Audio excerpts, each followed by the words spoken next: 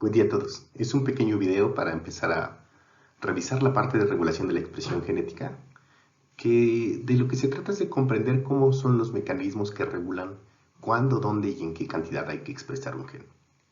Uno de los objetivos primarios de regular la expresión de genes es no gastar recursos disponibles en sintetizar cosas que no se requieren en un momento determinado. Para empezar con esto, solo les voy a hablar un poco de cuál es la importancia de poder regular la expresión de genes. Y hay que recordar que, por ejemplo, un organismo procarionte como E. coli, que tiene alrededor de 4.000 genes, gran parte de la regulación de la expresión se da en cambios, o en respuesta más bien, a cambios que están ocurriendo en el ambiente, que pueden ser cambios como que cambie la temperatura, que cambie la disponibilidad de nutrientes, etcétera, etcétera, etcétera. Y por lo general están regulados por secuencias regulatorias que están muy cerca de donde está el inicio del gen o donde está el promotor, como ya sabemos o ya hemos visto en otras clases. En este caso, por ejemplo, si este es un fragmento del genoma de una bacteria, el promotor está aquí, este que está en moradito, el sitio de inicio de la transcripción sería de aquí para acá, y las secuencias regulatorias pueden estar antes o después del promotor, o hablando más propiamente, río arriba o río abajo del promotor, incluso casi encimándose con la secuencia de inicio de la transcripción.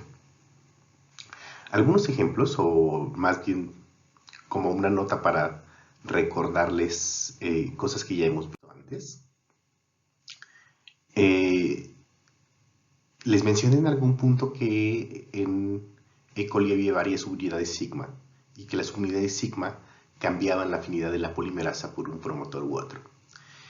Y esto responde a esto precisamente, que los genes que se expresan en bacteria dependen en gran medida de las condiciones en el ambiente. Por ejemplo, cuando tenemos a una bacteria como E. coli en un medio líquido con glucosa y a 37 grados, que es lo que le gusta estar, por lo general expresa solo proteínas que están involucradas en el metabolismo de glucosa, o sea, cómo hacer para comer la glucosa, todas las enzimas que están involucradas en glucólisis, etcétera, etcétera. Si nosotros tomamos este cultivo y lo pasamos ahora a 42 grados, fíjense, tiene el mismo sustrato, pero las condiciones ambientales cambiaron. Entonces, además de estar expresando las proteínas involucradas en el metabolismo de glucosa, como la temperatura cambió, cambia la expresión genética de esa bacteria para adaptarse a ese cambio. Y entonces, en este caso, empieza a sintetizar proteínas que participan en el shock térmico. Acuérdense ustedes que cuando la temperatura se incrementa por encima de un nivel, las proteínas empiezan a desnaturalizarse o a perder su estructura tridimensional y ya no funcionar como se supone que tienen que funcionar. Muchas de las proteínas que están reguladas por o que participan en la respuesta al shock térmico, lo que hacen es reacomodar esas proteínas para que puedan seguir funcionando. Y la situación ahí es que muchas de las proteínas del shock térmico en E. coli, en lugar de usar el sigma 70, que es el que estuvimos viendo toda la clase, utilizan la misma RNA polimerasa, pero únicamente cambian el sigma 70 por sigma 32. Y ahora, ese sigma 32 tiene afinidad por los promotores de proteínas que están involucradas en el shock térmico. Hay muchísimos ejemplos para esto. Ahora, por ejemplo, si nosotros cambiáramos de estar en medio líquido a medio sólido, a 37 grados para E. coli, va a suceder que la E. coli está en un punto en particular y empieza a comerse toda la glucosa que está allí. Después de un tiempo de que se comió la glucosa, empieza a sentir la necesidad de que tiene que desplazarse de ella hacia un lugar en el que haya una mejor concentración de nutrientes. Y entonces, además de estar involucrando o de estar expresando las proteínas que están involucradas en el metabolismo de glucosa, tienen que empezar a sintetizar proteínas que funcionan en lo que le llaman quimiotaxis, en detectar dónde está la sustancia química que necesitan para vivir y desplazarse hacia ella.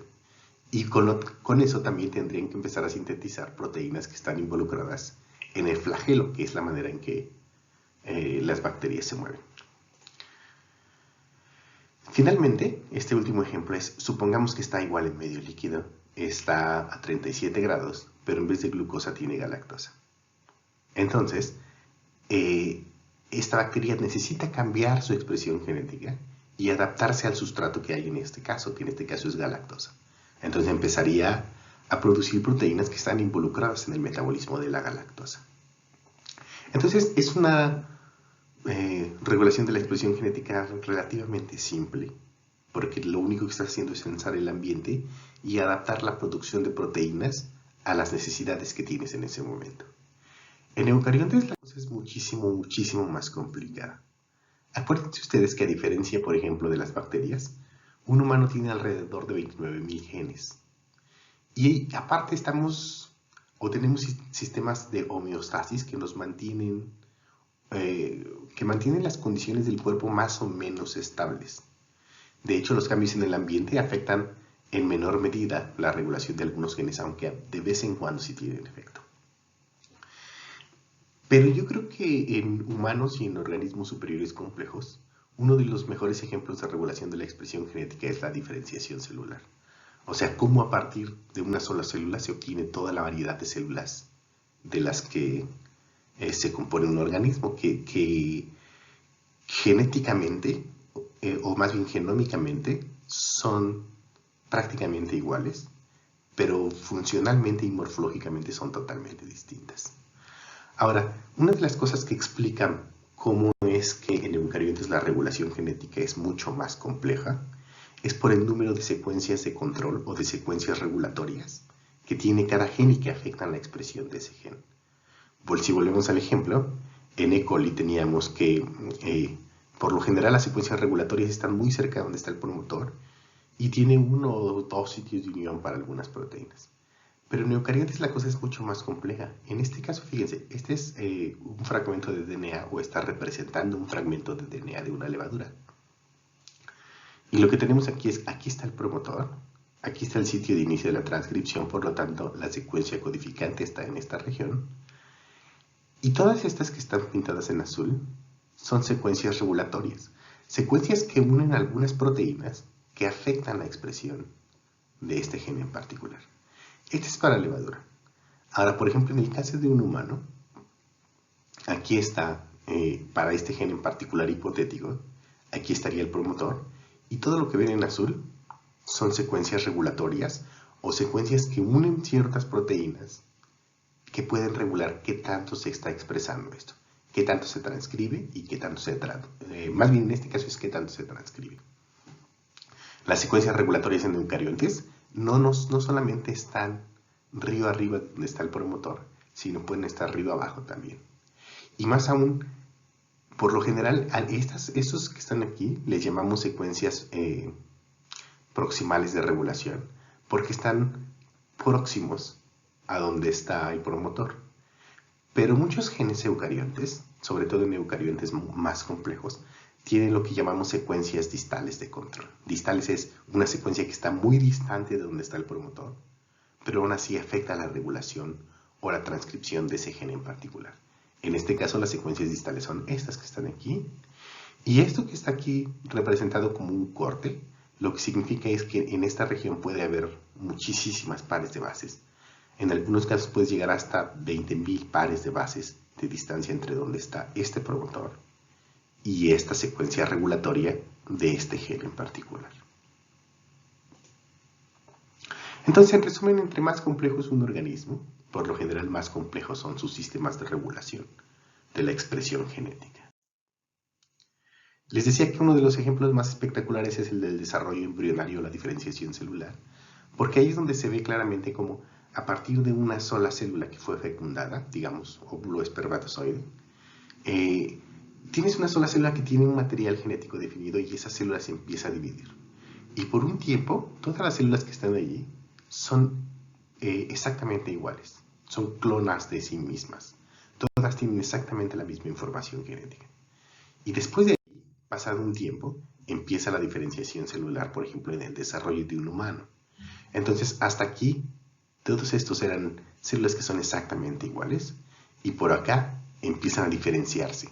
A diferenciarse significa, las células empiezan a cambiar la expresión de ciertos genes, y son diferentes o sea, hay grupos de células que van a expresar un conjunto de genes, otro conjunto de células va a expresar un conjunto de genes diferentes. Y eso hace que las células empiecen a diferenciarse, a separarse, a ya no parecerse tanto entre ellas. Y llega un momento en el que son totalmente distintas.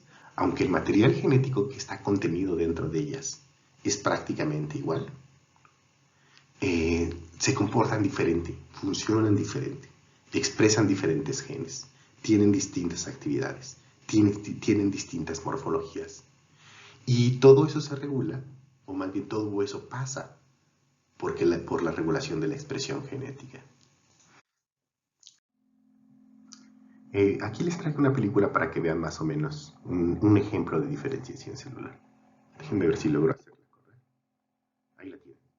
Entonces lo que están viendo aquí son diferentes pistas de un grupo de células que están desarrollándose. Y de repente empiezan a cambiar la expresión de ciertos genes que se empiezan a agrupar en una sola sección del embrión.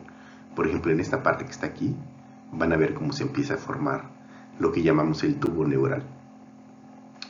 Esta parte de aquí me parece que se va a convertir en el estómago. Esto, si lo vemos de lado, se ve así. Esta era la columna vertebral. Y este es otro muy espectacular. ¿Ya vieron cómo empieza a latir? Esto es lo que está pasando y es que tenían un cúmulo de células que empiezan a diferenciarse en células que se van a convertir en células cardíacas, y de repente empieza pum, pum, pum a latir. Entonces, todos los mecanismos que nos llevan a eso son mecanismos de regulación genética, que entre más complejo sea el organismo, más complejos son esos mecanismos de regulación. Ahora, acuérdense que cuando estuvimos hablando de expresión genética nos referíamos a tomar la información que está contenida en un gen y obtener al final un producto génico que es funcional, que puede ser una proteína. Para llegar de este punto a este punto, tenemos que pasar por distintos procesos, desde la transcripción, la maduración del mensajero, la traducción, las modificaciones que sufren las proteínas después de haber sido traducidas, el protein sorting, que es donde mandamos las proteínas a los distintos compartimentos celulares en los que se requieren. Y aparte de eso está involucrada también, si lo que queremos ver nosotros es el producto génico funcional, los procesos de degradación tanto de la proteína como del RNA también están involucrados en cuanto o en qué cantidad del producto génico estamos observando en un momento determinado. Lo que es importante de esta diapositiva, es que en cada uno de esos 7 puntos puede haber control de la expresión genética.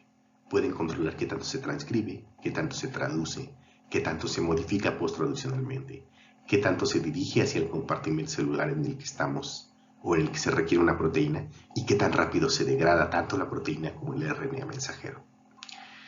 Entonces, para cada uno de esos tendríamos que prácticamente hacer un capítulo de estudio de ver cómo se va regulando cada uno de esos procesos. Pero en este curso lo que hacemos es únicamente enfocarnos, o más bien enfocarnos más fuertemente en la parte inicial, en la parte de la transcripción. Aquí. Porque mucho del control de la expresión genética ocurre aquí. Acuérdense ustedes cuán energéticamente caro es llevar a cabo todo este proceso, sobre todo la parte de la traducción, en el que cada aminoácido que se polimeriza requiere al menos 4 moléculas de ATP. Entonces, si nosotros nos ahorramos todo este paso, desde aquí, resulta mucho más eficiente hacer el control de la expresión genética. Ahora, no significa que eso ocurra únicamente allí, ni que sea el mecanismo de elección para todo. En muchos casos, acuérdense, por ejemplo, en el caso de la RNA polimerasa, la activación de la enzima o la actividad del producto génico final no lo vemos hasta que ocurre un proceso post-traduccional. ¿Sí? Acuérdense también que en algunos casos la expresión de la proteína que se requiere tiene que ser rápida. Y entonces, en esos casos, el RNA está presente allí, pero no se traduce hasta que se presenta una señal que dice, oye, es momento de traducir esta proteína y de expresar el gen como tal. Porque acuérdense, la expresión la estamos viendo hasta el final, hasta que obtenemos el producto génico final. Ahora, una de las cosas que les dejé de tarea y que me parece que los que lo contestaron, que fueron pocos hasta ahora, lo tienen muy claro, es que existen 2 clases de genes. Los genes que son constitutivos y los genes que son regulables, que son estos 2 que están aquí. En los genes constitutivos su expresión genética se mantiene más o menos constante, o sus niveles son estacionarios. Eso significa no importa en qué punto de la vida de una célula observemos o tratemos de determinar qué tanto se está expresando ese gen, siempre está más o menos en un nivel constante. Por otro lado, existen los genes regulables, genes cuya expresión genética va a variar dependiendo de las condiciones en las que esté presente. Dentro de los genes regulables tenemos los genes que se pueden inducir o activar y los genes que se pueden reprimir o desactivar. Los genes inducibles, cuando se presenta un estímulo, su expresión se incrementa. Los genes represibles, cuando se presenta algún estímulo determinado, su expresión disminuye. En este caso, el proceso se llama inducción, y aquí vamos a ver un ejemplo con el operón LAC. Y en este caso, el proceso se llama represión, y vamos a ver un ejemplo con el operón de triptófano. ¿Sí? Súper claro. Dos clases de genes, constitutivos y regulables, dependiendo de si se expresan todo el tiempo o no. Los regulables pueden ser inducibles o represibles, dependiendo de si se prenden o se apagan en respuesta a un estímulo determinado. Si nosotros estuviéramos midiendo la expresión genética únicamente basada en cuáles son los niveles de RNA mensajero en un momento determinado, lo que tendríamos con un gen constitutivo es que siempre se mantiene la expresión o el nivel de RNA mensajero presente en la célula constante, no importa en qué momento del tiempo o en qué momento de la vida celular lo tengamos. Aquí le pongo gen constitutivo A por una razón. El hecho de que un gen sea constitutivo, o más bien de que dos genes sean constitutivos, no significa que tengan el mismo nivel de expresión genética. ¿A qué me refiero? Puede haber un gen constitutivo que también es constitutivo porque, fíjense, la expresión de este gen no cambia respecto al tiempo, que eso es la definición de ser constitutivo. Pero entre este y este existe una diferencia de expresión gigante. Este se expresa mucho más que este. ¿De acuerdo? Pero los dos son constitutivos. Ninguno de los dos cambia su expresión en respuesta a ningún estímulo, ni en respuesta al tiempo de vida en el que lo estamos midiendo. ¿De qué depende que este tenga una expresión genética mucho más alta que esta? La diferencia en expresión depende de la afinidad de la RNA polimerasa por los respectivos promotores. Acuérdense ustedes que en algún punto vimos que esta era la secuencia de consenso de un promotor procarionte. Ahorita estoy hablando de procariontes. Aquí está el sitio de inicio de la transcripción y aquí está la secuencia conservada del promotor. En este caso la región menos 10 y la región menos 35. ¿Se acuerdan que teníamos toda una lista aquí de promotores con distintas secuencias? La cosa es, entre más se parezca esa secuencia a la secuencia consenso, más fuertemente se transcribe ese gen. O sea, tiene una expresión más alta. Entre más se aleje la secuencia consenso de esta secuencia que estamos viendo aquí, la expresión de ese gen es más baja. Aparte, acuérdense, vimos que algunos genes que tenían expresión alta tenían esta región, que era la región UP, y que eso les ayudaba a transcribirse más. Entonces, en general, la expresión o el nivel de expresión de un gen constitutivo depende de los factores intrínsecos al promotor. ¿Cuál es la secuencia del promotor? Acuérdense que también les dije que la distancia entre este y entre este y este, afectaba qué tanto la polimerasa se pegaba allí. Entonces depende también del tamaño de los espaciadores y de la presencia o ausencia de la región UP, que es donde se unía la subunidad sigma de la RNA polimerasa. Ahora, si estamos hablando de genes regulables, vamos a tener de dos. Son reprimibles o son activables. Para un gen reprimible, tenemos que entender que hay una cosa a la que le llamaríamos expresión basal. La expresión basal significa cuál es la expresión de ese gen cuando no está presente el estímulo que lo regula. Y entonces, por ejemplo, aquí, fíjense que aquí no tiene unidades, ¿ok? Entonces tenemos un nivel de expresión determinado, que es la expresión basal, pero lo que sucede es que si en algún punto añadimos o detecta un cambio del ambiente que por lo general está detectado por una molécula pequeña o un efector, en el momento en que ese efector está presente, o sea, el momento en el que ocurre la represión, los niveles de expresión de ese gen caen de este nivel a este nivel. O sea, se está reprimiendo la expresión de ese gen. Esta expresión basal depende de los tres primeros, de las características del promotor, la secuencia del promotor, el tamaño de los espaciadores y si tiene o no una región UP. Esta expresión depende de cuáles son los sitios de unión a proteínas reguladoras que pueden reprimir o activar el gen. En este caso lo está reprimiendo y la expresión del gen disminuye.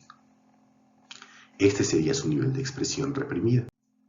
Ahora, si lo vemos desde el lado de los genes que pueden ser inducidos o activados, lo que veremos es que tenemos un cierto nivel de expresión basal, y en el momento en el que aparece, acuérdense, esta expresión basal depende otra vez solamente de la secuencia del promotor, tamaño de los espaciadores, presencia de la región UP.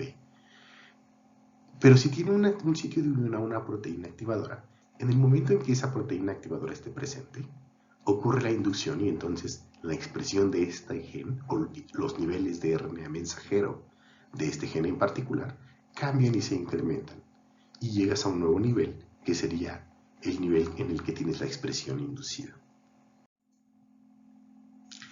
Entonces acuérdense, para los genes inducidos constitutivos irregulables, los niveles de expresión dependen de varias cosas. En ambos casos depende la expresión basal, en este caso es la expresión constitutiva, depende de la secuencia del promotor, el tamaño de los espaciadores y la presencia o ausencia de la región UP.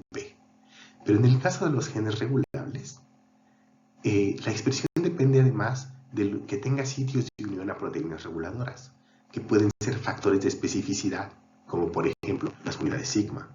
Las unidades sigma son específicas para un tipo de promotor en particular. La presencia o sitios de unión a proteínas represoras y la presencia de sitios de unión a proteínas activadoras. Y por supuesto la presencia de las proteínas activadoras y las proteínas represoras. Ahora, lo que hacen las proteínas reguladoras, o el mecanismo que tienen, es cambiar la afinidad de la RNA polimerasa con el promotor. En el caso de una proteína activadora, por ejemplo, la proteína tiene un sitio de unión, o sea, el DNA tiene un sitio de unión a una proteína activadora. La proteína activadora tiene una parte de la proteína que puede reconocer esta secuencia en particular y unirse a ella. Y una vez que la proteína activadora se une a la secuencia del activador, cambia la afinidad de la polimerasa por este sitio. Y si antes a la polimerasa no era muy afín a este sitio, ahora con la presencia de la proteína activadora se vuelve mucho más afín y eso hace que cambie la expresión genética. En el caso de las proteínas represoras es el mismo principio, pero el efecto es distinto. El principio es, existe una secuencia que es una secuencia reguladora, o sea, una secuencia de nucleótidos, que es reconocida por una proteína en particular. En este caso, la proteína represora, esta que está aquí. Y lo que hace es que disminuye la expresión del gen o los genes que estén controlados por este promotor, ya sea porque inhibe la unión de la polimerasa por este sitio, o físicamente bloquea la polimerasa de avanzar del promotor hacia el sitio o hacia la región codificante. Entonces, esta es una proteína activadora, esta es una proteína represora. Muchas veces van a encontrar que a estas proteínas les llaman factores de transcripción. Nosotros ya vimos factores de transcripción, pero vimos factores generales de transcripción. En este caso, cuando les llaman factores de transcripción, se pueden referir a la proteína activadora como un factor de transcripción positivo y a la proteína represora como un factor de transcripción negativo. ¿Ok? Factor, acuérdense, es una molécula y como es un factor de transcripción, es una molécula que está afectando la transcripción de este gen en particular. Positivamente, en el caso del activador, negativamente, en el caso del represor. Y por lo general hay una molécula efectora. Una molécula efectora significa una molécula pequeña, que es la que lleva el mensaje de cuál es el cambio que está ocurriendo en el ambiente y al que tiene que adaptarse la expresión genética. ¿Cómo se unen las proteínas reguladoras al ADN? Por lo general, se unen por puentes de hidrógeno. Otra vez, puentes de hidrógeno entre parte de la proteína, o sea, puentes de hidrógeno entre los residuos de aminoácidos que forman una proteína, con puentes de hidrógeno que se pueden formar con algunas de las bases que forman parte del sitio de unión del activador o del represor.